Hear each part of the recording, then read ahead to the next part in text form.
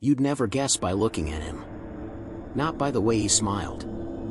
Not by the way he smoothed his hair or leaned in when he spoke, his voice just low enough to make you feel like you were in on something secret. Robert Reldan was handsome. Polished.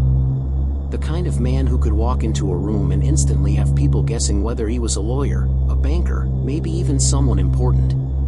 But Robert wasn't any of those things. He was a killer. The kind that doesn't chase you through the woods or stalk you from the shadows. His darkness walked right alongside him, dressed in tailored suits and empty charm. He didn't terrify people until it was too late. Long before they called him the Susan Strangler, long before the inheritance and the hitman and the courthouse escape, he was already dangerous. But you'd never know it, because Robert Reldan's most powerful weapon wasn't a knife or a gun. It was trust. He grew up in the kind of world where danger was supposed to be far away. His family was rich, really rich. The kind of money that doesn't run out. IBM investments. Country clubs. Private schooling. A safety net so strong, it should have cushioned any fall. But somehow, Robert kept falling anyway. Into trouble. Into theft. Into violence. He started small, picking pockets, breaking into homes, always talking his way out of serious time. There was always someone, an aunt, a lawyer, a judge, willing to give him another chance. He had that look. That voice. That story. He wasn't like other criminals. He just needed direction. Structure. A little help. It was a lie, of course. But people believed him. That's what he was good at. But charm doesn't change what's inside a person. It only hides it. And by the time he was in his late 20s, Robert wasn't just stealing jewelry. He was taking lives. The first to vanish was Susan Haynes, a nurse with kind eyes and a quiet grace about her. She left work one night and never came home. 2 weeks later, her body was found in the woods, naked, violated, strangled with her own pantyhose. It was brutal, senseless, and deeply personal. Someone had looked her in the eyes before ending her life. Not long after, another Susan disappeared. Susan Reeve. Same area. Same fate. 2 women, both named Susan. Killed in almost identical ways.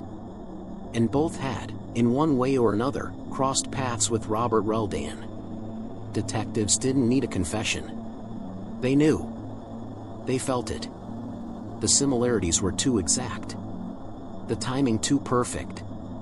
Robert had only just been released from prison, and suddenly 2 women were dead. The public didn't know him by name yet, but law enforcement did. They knew his file, and they knew his methods. Strangulation. Control. He'd used the same tactics in the assaults that had put him behind bars before. But this was different. This time, there was no survivor to testify. Just silence. When he was arrested for a burglary not long after, it felt like the break they'd been waiting for. A chance to get inside his home, to search for evidence, to pin him down before he slipped through their fingers again. And still, he was calm. Unbothered. When they brought him in for questioning, Robert behaved like a man who thought the world owed him another free pass. He smiled. He joked. He acted like it was all beneath him. No fear. No shame. Behind bars, he became even more dangerous. Not in the way you'd expect. There were no prison fights or breakdowns. He was patient. Calculated. And he had time. Time to think. Time to plan. Time to manipulate the one person who still believed in him, his aunt, Lillian Garris Booth. Lillian had always doted on Robert. Maybe she felt guilty for his upbringing. Maybe she just never saw the monster hiding behind that perfect grin. Either way, she'd named him in her will. Millions. Enough to make any man's future secure, even one locked in a cell. But that wasn't enough for Robert. He didn't want to wait. He wanted everything now. From inside his prison cell, he reached out. made calls, whispered instructions. And when that didn't work, he got bold. He tried to hire someone. A man he thought was a hitman. The job? Kill Lillian Booth and her companion, Misha Dabbich. That's the kind of man Robert was. He would have had the woman who loved him, who had protected him for years, murdered in cold blood. And why? Because she was taking too long to die. What he didn't know was that the hitman was actually an undercover detective. Their conversations were recorded. Every chilling word, every instruction, every dollar promised for the job. He spoke about the murders with the same tone you'd use ordering coffee. And yet, even with all of that, he still believed he would get away with it. That's what made him so dangerous. He didn't feel fear. He didn't feel guilt. He believed he was smarter than everyone else. That no one could touch him. Even as the net closed in, Robert Reldan kept smiling. But the mask was beginning to slip. And soon, it would fall off entirely. Prison didn't change Robert Reldan. If anything, it sharpened him. Isolation had a way of amplifying his worst qualities, not suppressing them. Incarceration didn't bring reflection or remorse. It gave him time to strategize, to mold a new persona, and to calculate his next move. When the conspiracy to murder his aunt was exposed, most people thought that would be the end of him. Finally, a charge too twisted to talk his way out of. But instead of shame, Robert wore the scandal like a second skin. Because in his mind, this wasn't defeat, it was a delay. He still had money coming. He still had people to manipulate. And the public still didn't know the full truth. Even after he was convicted of the murder plot, he continued to profit off the very woman he tried to kill. The will she had drawn up, likely in some desperate hope that he might turn his life around, remained legally intact. Her fortune, untouched by her partner Misha due to New Jersey's laws, trickled into Robert's prison account like blood money. $2,000 a month. A trust worth millions. Parole bonuses he'd never see, but which lingered like a taunt. The system had caught him. But not completely. And Robert knew that. You could see it in the way he still carried himself behind bars. Head held high. That same old gleam in his eye. He hadn't lost. Not really. Because Robert Reldan didn't believe in consequences, only in control. And if he couldn't control people with his freedom, he'd do it with fear. That same year, something happened that would sear his name into New Jersey's criminal history books. It was a crisp autumn morning in 1979. The courthouse in Hackensack buzzed with the usual pretrial energy, lawyers muttering under their breath, defendants in shackles, deputies standing stiff with coffee in hand. No one expected what was about to happen. Reldan was brought in for a hearing, handcuffed and flanked by 2 officers. It should have been routine. But Robert had never been a man to follow the script. Somehow, no one could say exactly when or how, he'd managed to get his hands on a handcuff key. Smuggled in, most likely.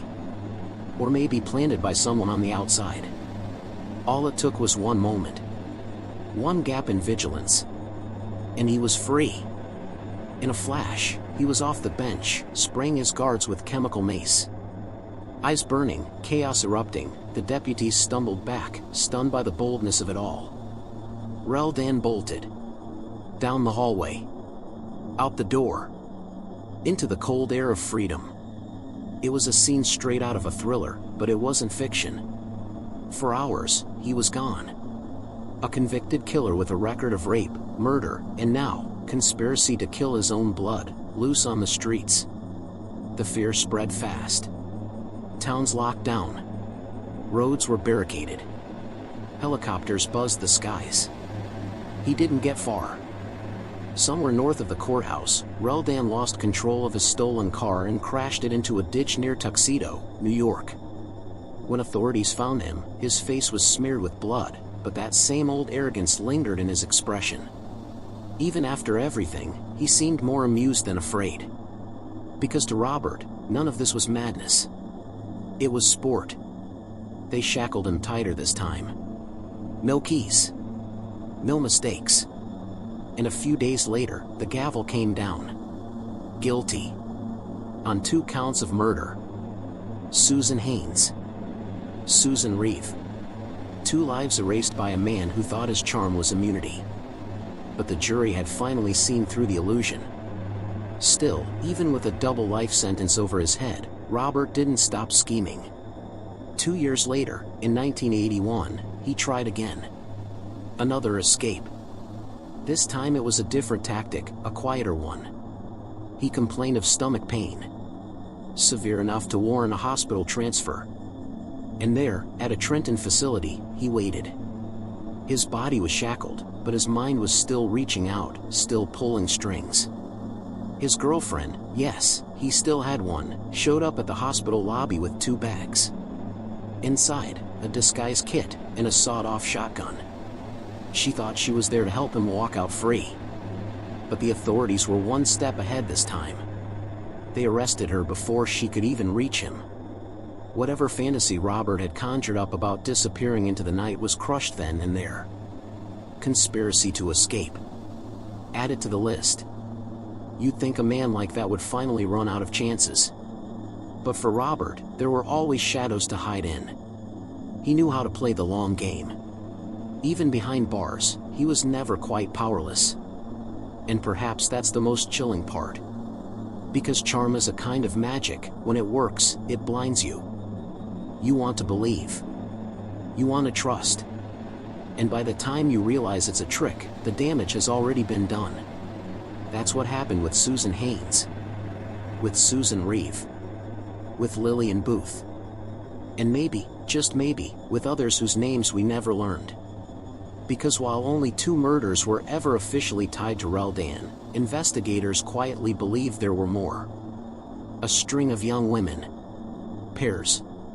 All attacked between 1974 and 1975. The pattern was there, if you were willing to see it. Same age range. Same methods. Same brutality. No convictions ever came for those extra cases. No confessions.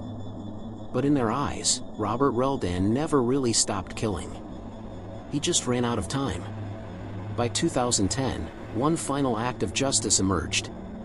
The family of Susan Reeve filed a wrongful death suit, arguing that the fortune Robert had inherited from the very aunt he tried to kill should belong to the victims, not to him. They won. The $8.9 million trust that once made Robert feel untouchable was redirected. Not into his commissary account. Not into another cell phone smuggled through visitation. But to the family of the woman he stole from the world. For the first time, perhaps, he couldn't talk his way out of it. But even in the stillness of prison, even now, there's an unease that lingers. Because Robert Reldan is still alive. Still breathing behind concrete and steel. And if you sat across from him today, if you looked into those blue-gray eyes and watched the corners of his mouth curl into a smile, you might forget what he really is. You might think, he doesn't look like a killer. And that, exactly that, is what made Robert Reldan so dangerous. Time moves differently behind prison walls. Days don't pass, they stretch. Years become echoes. And yet, Robert Reldan endured. Not like a man doing time. More like a man biting it. Even decades after the courtroom slammed its doors on him, Robert kept playing the same game. Guards described him as courteous. Fellow inmates found him weirdly calm. He read. He wrote. He kept himself immaculate, still flashing that calculated charm whenever someone got too close. But it wasn't just for show. Inside, he was still scheming. Still watching the world from behind glass. Still dreaming about the women he had once fooled, controlled, and erased. Some killers wither in prison. Reldan didn't. He simmered. Those who knew him in his early years often struggled to reconcile the monster with the young man they'd once admired. The high school athlete with movie star looks. The smooth talker from a wealthy family. The nephew who used to flash smiles at cocktail parties, who'd charm his way into conversation and vanish before the check arrived. How does someone like that become a predator? Maybe the better question is, How does someone like that hide it for so long? The truth is, Robert didn't snap. He evolved.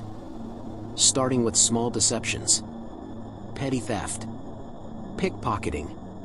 Manipulating friends, lovers, family. Every lie that worked became a building block. And with each one, he stopped seeing people as people. They were pawns. Obstacles. Or prizes. Women, in particular, were never real to him. They were vessels, used, discarded, then silenced. Susan Haynes. A schoolteacher. Quiet. Thoughtful. Trusted easily. She vanished after a trip to a local store. No witnesses. No struggle. Just gone.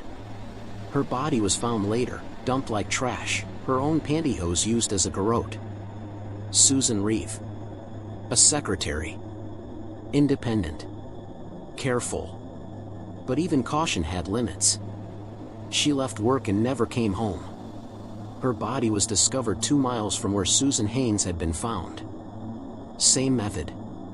Same brutality. Same complete absence of remorse. 2 women. 2 lives extinguished. 1 man connecting them. That's how he earned the nickname. The press called him the Susan Strangler. A cruel badge of notoriety that turned his crimes into headlines, and his victims into footnotes. But there's something even darker beneath that name. Something colder. It wasn't just about killing. It was about ritual. About domination. About erasing identity. Strangling someone takes time. It's not like a gunshot. It's intimate. Personal. It requires you to be close, to look into someone's eyes as the light goes out. That's what Robert chose. Over and over again. Not because it was efficient, but because it gave him control. And even now, with steel doors and armed guards between him and the rest of the world, he still had some of that control left. In 2010, when Susan Reeve's family fought for justice through civil court, they weren't just seeking financial restitution, they were trying to dismantle the last piece of power he held. His money. His legacy. His leverage. When they won, it wasn't just a legal victory. It was personal. They stripped him of the trust his aunt had left, the same fortune he'd once tried to secure through murder. The court gave it to the victim's family instead. But the most haunting truth? Robert never confessed. Not to the murders. Not to the plots. Not to anything. Even now, he maintains the illusion of innocence. As if the court got it wrong. As if he was simply misunderstood. And that's where his true evil lies. Because some killers beg for forgiveness. Some crack under the weight of what they've done. But Robert? He remains unbothered. Silent. As if his crimes were someone else's nightmare, a story that ended long ago. But it didn't. The shadow of what he did still stretches across time. The families still grieve. The investigators who worked the case still remember the pressure, the horror, the dread. And survivors, those who saw flashes of what he was but escaped before it was too late, still flinch when they hear his name. And as for Robert Reldan, he sits behind bars. Older now. Grayer. But unchanged. He's been denied parole again and again, each time presenting himself as a model inmate, hoping someone will mistake his good behavior for redemption. But the system has learned its lesson. Because charm, when used by someone like Robert, isn't a sign of goodness. It's a weapon. And that's what made him so terrifying. He wasn't the stranger lurking in the alleyway. He was the man who held the door open. Who complimented your smile. Who promised he'd walk you home. He was the killer you didn't see coming. The killer who smiled as he reached for your throat. And that smile, it never left.